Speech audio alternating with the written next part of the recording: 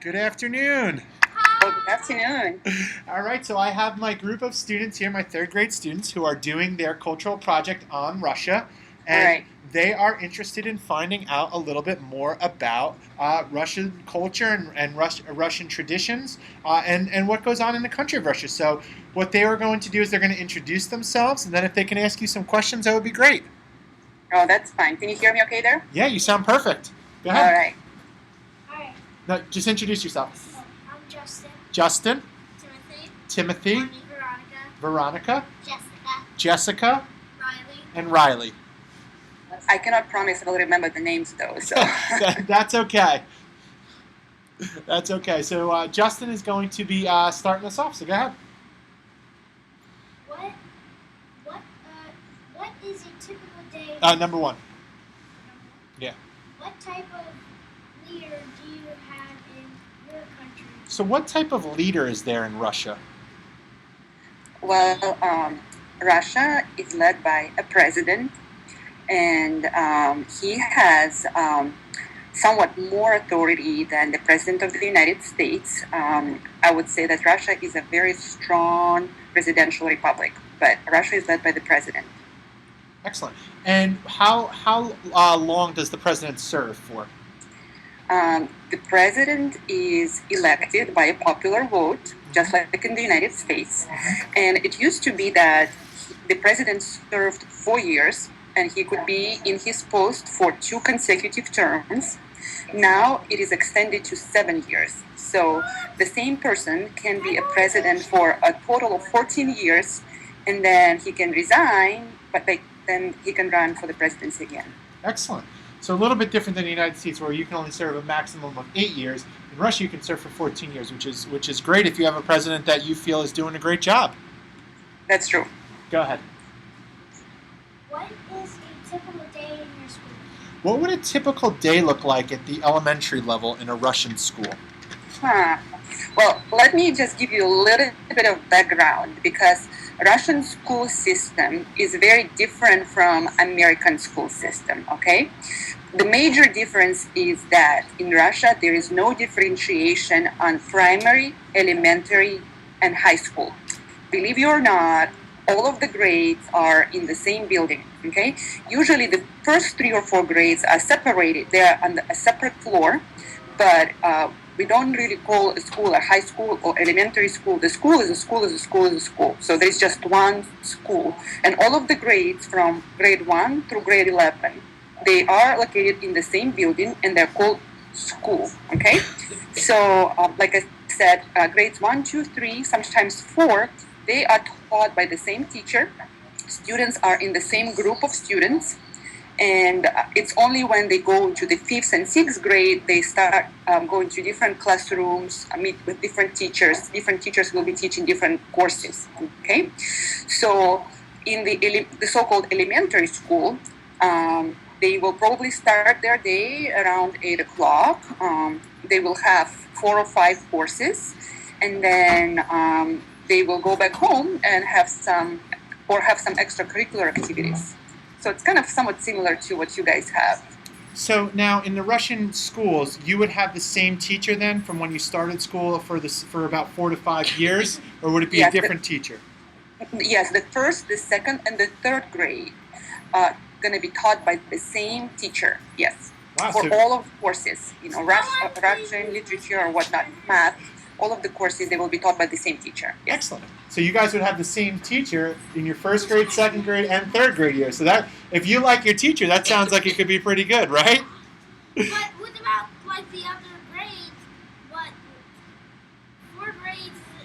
Okay. Right. So when they go to fourth and fifth grade, that's when they would switch during their subject periods, correct? Yeah, that's correct. So when you would go to fourth and fifth grade, when you would have math with one teacher, reading with another teacher, science with another teacher, you would switch classes in between each subject, like we would do in middle school here. Great job. Number 3, go ahead.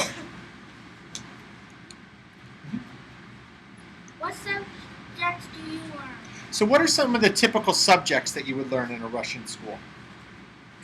Well, mathematics, of course. We usually get a very strong foundation in math, algebra or math.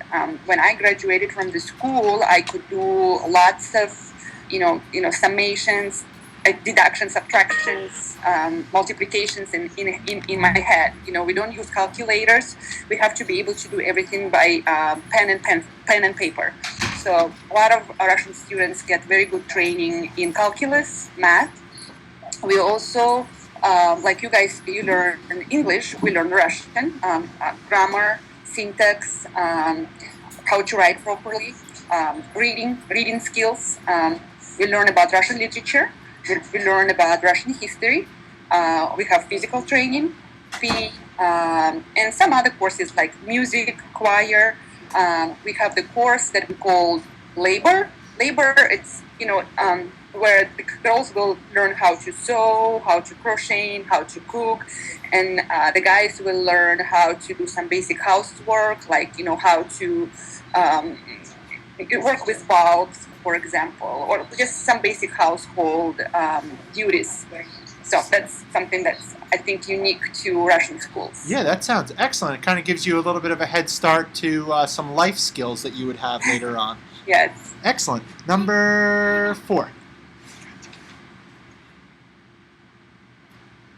Are you taught other languages? So besides Russian, are you taught other languages in school? Yeah. Depending on the school, though, there are some schools which are called the schools with the early study of the foreign language. In those schools, kids start learning languages very early, from grade 1. But in most of the schools, foreign languages are introduced at the grade 5.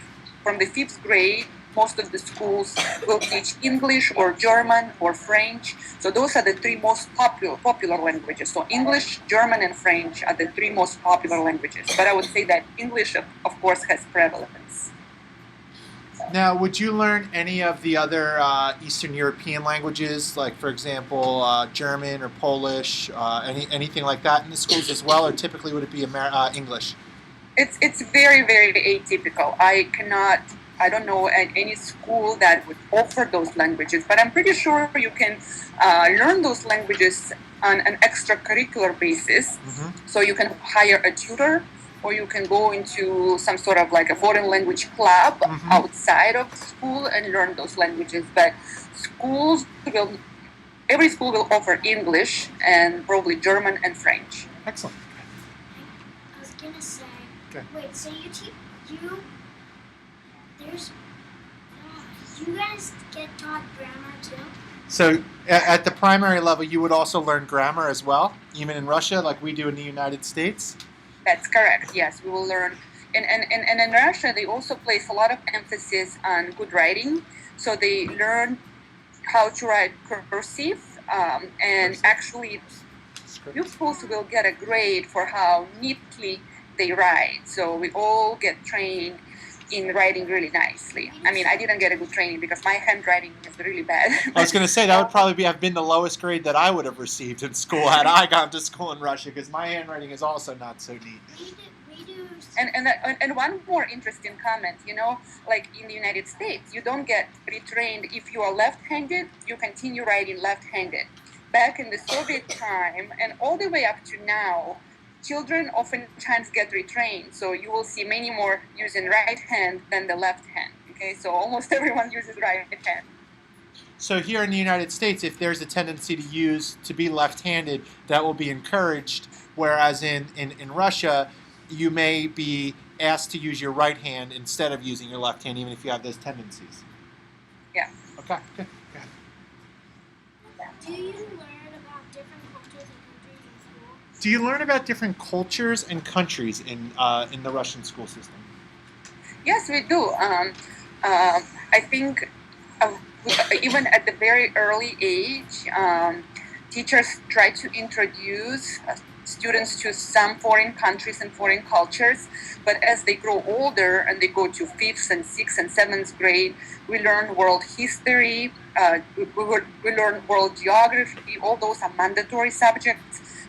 Again, differently from schools that you go to, the curriculum is mandatory. There are no elective courses. All of the students are required to take world history, world geography, and a variety of other courses. So they do get exposure to the knowledge about other countries and cultures. We're on number 7. Oh no, 6. God. What do kids do for fun in your country? So, what do Russian children do for fun? What do they do for fun? Yes. Pretty much all the same things that you guys do. They just like to hang out together with their friends. They can play video games. They can watch movies. It is much more common for them to just, run around in the streets, just play games outside, because there are many cities that will have multi-story buildings, and they will have like play yards, and they will just play there. But essentially, they will be doing pretty much all the same things, or go to some clubs, pursue some hobbies, like learn how to play football. By the way, in Russia, we call soccer football. Okay, so soccer here is football there. So it's kind of confusing. But yeah, they learn how to rollerblade, how to play instruments, how to dance, or just hang out with friends. What would you say would be the most popular sports for children to play in Russia? I think it depends on the region. Like the region where I grew up, it's a little bit in the north. So winter sports are more popular. So hockey is popular. Cross-country skiing is popular. Ice skating is popular. So, but it's in my part of the country. But if you go down to south, it can be horse riding. It can be some other sports. But hockey, ice skating, and figure skating, and I think I said cross-country skiing. Mm-hmm. Excellent. Those are very popular. 7. What is a special place kids like to visit in your country? Is there a special place that children look forward to visiting in your country? Here in the United States, kids often look forward to visiting places, things like Disneyland, the Grand Canyon, Niagara Falls, both theme parks and natural amusements that are offered here in the States. Is there something similar to that in Russia? No, I wouldn't say so. No, like right now, parents who can afford to take children overseas, overseas trips are becoming more and more popular. So children will travel to Turkey, which is one of the most favorite destinations for tourists, for Russian tourists, or Egypt, or Thailand. Somehow those places are very popular among Russians. So overseas trips are very, very popular. And then if they cannot afford going overseas, people who live in the north, they will try to travel in the south. Like Black Sea coastal resorts are also liked because they're beaches. You can swim in the sea. It's much warmer. So I would say that those are the popular places. My mom just came back from Egypt like 4 nights ago. Yeah, we had a student whose mom just recently came back from visiting Egypt. Oh, really? Yeah. I went to Egypt too. Where did you go? What city did you go to? I didn't go. I stayed at my mom's house. I left the coin at my mom. I left the coin in the class. Yeah, he actually brought back one of the 1 Egyptian pound coins. He didn't get to go. His mom got to go on the trip. But I think you said she went to Cairo, correct? Where the pyramids were? Yeah, she went where the pyramids were. Yep. Also, That's she brought nice. back $100 bill. That's Yep. nice. Excellent. Number 8.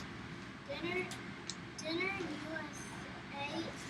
is our biggest meal. It is the time we spent with our family. Is there a meal similar to that in your country? So in the United States, dinner is often the largest meal, and it's also the time when we spend it with our families. Would you say that that's the similar kind of cultural tradition in Russia, that dinner time would be that family meal, or is there another meal that is more of a family meal in Russia? No, I think it's the same. The only difference is that we call dinner supper. Okay. I know supper here is usually used in reference to a late night meal, but there it's kind of a family time, family gathering. So we call it supper. Excellent. And what would be some traditional? What would be a traditional Russian supper? What would it consist of? I think it depends on the season, just like here, because it is going to determine what kind of vegetables will be available for cooking. I mean, or what kind of temperatures outside. If it's really cold, it may be hot soup or something hot. If it's really hot outside, then it's going to be something, cool, cool salad or cool dish. So, and it also varies on the part of the country. Russia is very big, so again, it is all determined by where you are, what season it is, what kind of vegetables and other produce is available to you. Excellent. What are some special activities you do during your holidays? So, as a Russian culture, are there any kind of special cultural traditions that you do during the different holidays that are celebrated? Anything that's unique to Russia? Yeah, of course. Like Russian Christmas is celebrated on January 7th because there is a difference between the Orthodox calendar and the Catholic or other calendar. And so Christmas is actually a very religious holiday in Russia. And what the kind of traditions that you have for Christmas here, the Russians use in their celebration of the New Year. The New Year combines some aspects of Halloween, like costumes.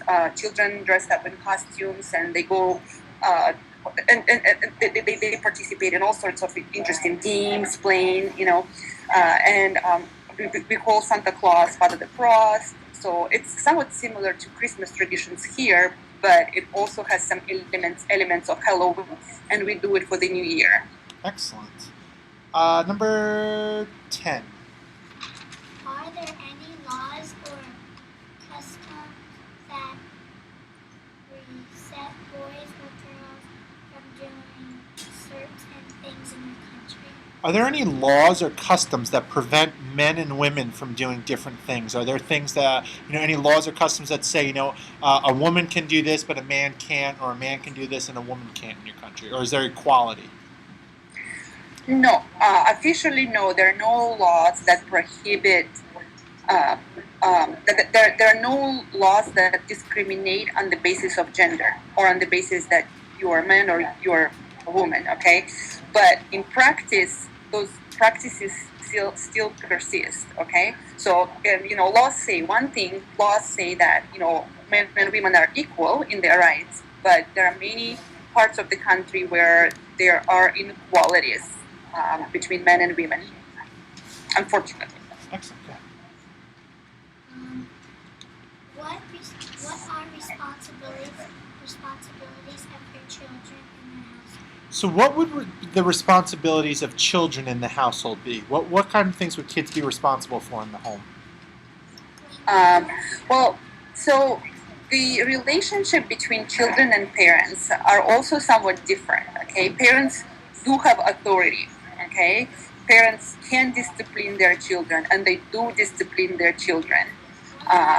So children can be expected to perform quite few chores. They can be expected to, clean the house. Oftentimes, if they have younger siblings, they will babysit. They can be expected to, do groceries. Quite few, but definitely help to clean the house or help to clean the apartment. There is expectation of good performance in school, and yes, so children are, so yes, parents are the authority, and children perform lots of chores. Excellent. What Olympic sports are most popular in your country for the upcoming Winter Olympics? So the Winter Olympics are right around the corner. What sports in Russia would be probably most looked forward to for these upcoming Winter Games? I think the same sports that I already mentioned. It's cross-country skiing, skating, speed skating, race skating. It's going to be the triathlon. I'm sorry. That's when they cross-country ski and then they shoot. I don't even know what kind of sport it is. The biathlon. Triathlon, yes. So that one is very popular. But hockey, skating, and cross-country skiing. will be the most popular ones. Excellent. Has your country ever hosted an Olympics? So has Russia ever hosted an Olympics? Yes, it did. Russia hosted the Olympics in 1982 in Moscow. And this year it is also in Russia, coming up this month, correct? That's correct. The opening ceremony is going to be on February 7th. Now, where the Olympics take place in Sochi is in the southern part of Russia, correct? Exactly. It's in the south. It's on the Black Sea coast, and Sochi is known as French Riviera. It's a resort area. In the summer, lots of Russian kids like to go there. And then where it was held previously was it held in Moscow in the northern part of Russia? It was held in Moscow. Excellent. And number 14. How are your laws created in your country? So I know you told us that you have a president, but how are laws created in Russia? The procedure is very similar to the one in the United States. A bill gets introduced to one of the chambers of the Russian parliament. It gets voted on by the chamber. Then it goes to another chamber. You know, the chambers are called differently. Like here in Congress, you have the House of Representatives and the Senate. In Russian parliament, we have Duma, and there's an upper chamber, okay? But the process is very, very similar. And then in the end, if the parliament passes the law, the president has a number of days to sign it, or he may veto and not sign it. Excellent. So it's actually a very similar process to what goes on in the United States. The president just asks for a law, but if he says no. Well, it has to go into Congress, and then Congress has to pass it, and then it would go to the president after that to do that. Good. Last one.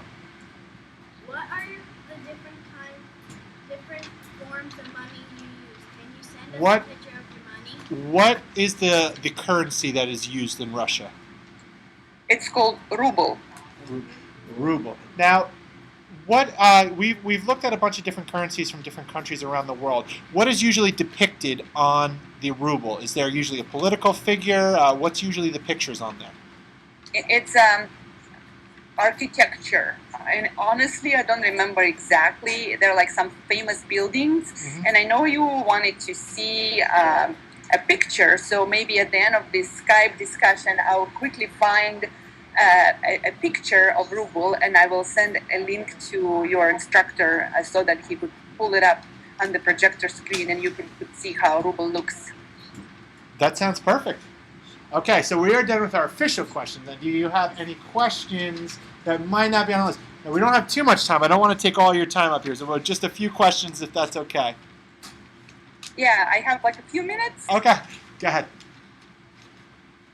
Do you speak other languages? Do you personally speak other languages besides English and Russian? No, I just speak English and Russian. Good. Okay. You should never trust a kid going shopping. They would just get a whole bunch of junk. He said here in the United States, if you trusted a child to go do the grocery shopping, they probably wouldn't come back with the most nutritious and healthy things to eat for the family.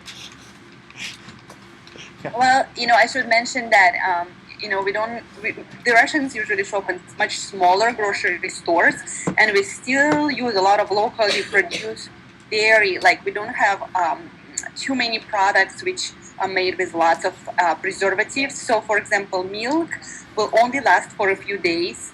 Sour cream will only last for a few days. Bread will be baked daily, so it's always fresh. So, yeah, they may buy something that is not nutritious and healthy, but most of the time they will return with the list of things that their parents ask them to buy. And usually, if they're still shopping in a small market, typically the people who work in those markets would know what was expected to buy and what wasn't expected to buy.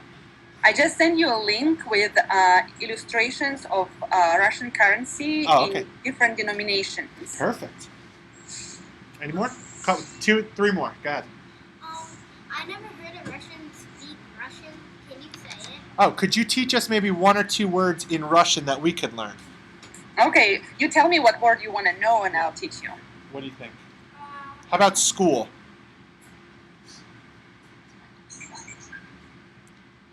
Would school be a good one? Школа. Школа. Школа. Школа. Which one? Школа. Школа. Шкоla. Good. That sounds good. What's another one? One more. Friend. Friend. Друг. Друг. Excellent. All right, last question. Okay. How's the weather like in Russia? That's a great question. What is the weather like typically in Russia?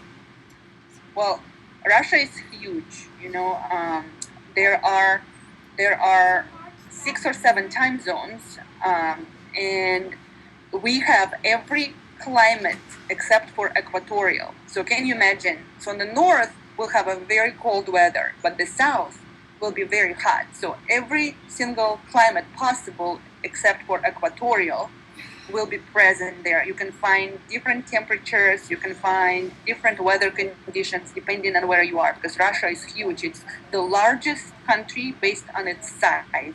That is why it's hard to say in general terms. Like where I'm coming from, it is somewhat similar to Chicago weather, but you go south and it's going to be much warmer.